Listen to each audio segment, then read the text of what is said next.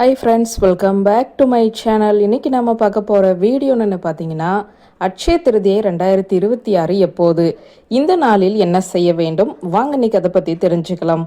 அட்சய திருதியை மிகவும் மங்களகரமான நாளாக கருதப்படுகிறது. இந்த நாளில் செய்யப்படும் செயல்கள் பெருக்கத்தையும் வளர்ச்சியையும் கொடுக்கும் என்பது நம்பிக்கை. இந்த நாளில் தங்கம் வாங்கினால் தங்கம் சேர்ந்து கொண்டே இருப்பதும் ஒரு நம்பிக்கைதான். அதனால்தான் அட்சய திருதியை நாளில் தங்கம் வாங்குவது முக்கிய சடங்காக உள்ளது. இது மகாலட்சுமிக்கு உரிய நாளாகவும் கருதப்படுவதால் மகாலட்சுமி வழிபாடும் குபேர வழிபாடும் செல்வ வளத்தை தரும். இந்து பாரம்பரிய முறைப்படி மிகவும் புனிதமான நாட்களில் ஒன்றாக அட்சய திருதியை தினம் கருதப்படுகிறது.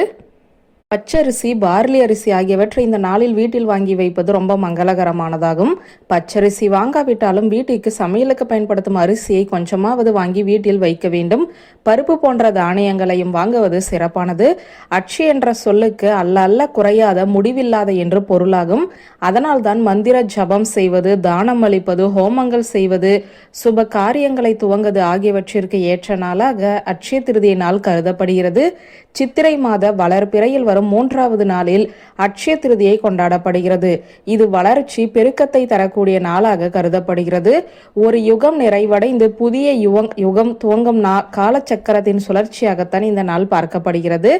இந்த நாளில்தான் சத்திய யுகம் நிறைவடைந்து திரேதா யுகம் துவங்கியதாகவும் சொல்லப்படுகிறது. மகாவிஷ்ணுவின் 6வது அவதாரமான பரசுராமர் அவதாரம் தோன்றியதுமே இந்த அட்சய திருதியை நாளில்தான்.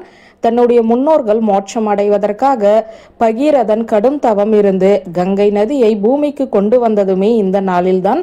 மகாபாரதத்தில் பாண்டவர்கள் வனவாசத்தில் இருந்தபோது அவர்கள் உணவு தட்டுப்பாடு இல்லாமல் இருப்பதற்காக சூரிய பகவான் அட்சய பாத்திரத்தை வழங்கிய நாளும் இந்த நாள்தான்.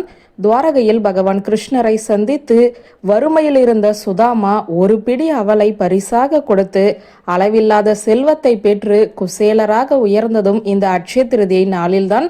லக்ஷ்மி நாராயணரை வழிபட வேண்டும். செல்வத்திற்கு அதிபதியான குபேரரை வழிபட வேண்டும். கங்கை போன்ற புனித நதிகளில் நீராடுவது சிறப்பு. ஹோமங்கள் நடத்துவது, வேதங்கள் படிப்பது ஆகியவை நல்லது. தங்கம், விலை உயர்ந்த நகைகள் அல்லது காசுகள் வாங்கலாம்.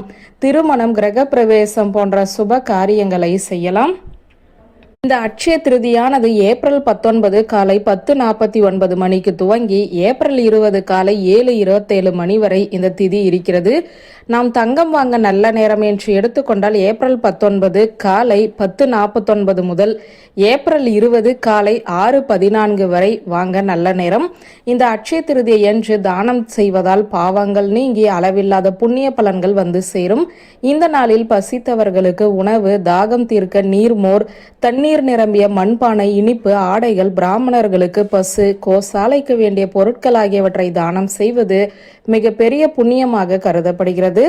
லக்ஷ்மி நாராயணை வழிபடுங்கள். கங்கை போன்ற புனித நதிகளில் நீராடுவது போன்றவை இந்த நாளில் செய்வதால் அது பல்மடங்கு பெருகும் என்பது நம்பிக்கை. வியூவர்ஸ், இந்த வீடியோ உங்களுக்கு பிடித்திருந்த லைக், கமெண்ட், ஷேர் பண்ணுங்க. நன்றி.